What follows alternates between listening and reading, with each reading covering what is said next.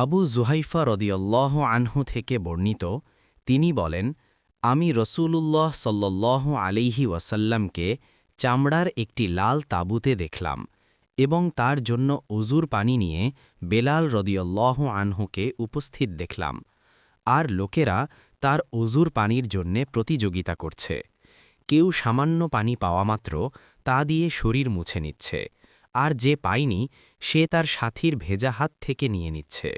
তারপর বেলাল রদিয়াল্লাহু আনহু রসূলুল্লাহ সাল্লাল্লাহু আলাইহি ওয়াসাল্লামের একটি লৌহ ফলকযুক্ত ছড়ি নিয়ে এসে তা মাটিতে পুঁতে দিলেন। নবী সাল্লাল্লাহু আলাইহি ওয়াসাল্লাম একটি লাল ডোরাযুক্ত পোশাক পরে বের হলেন। তার তহবন্ধ কিঞ্চিত উঁচু করে পরা ছিল।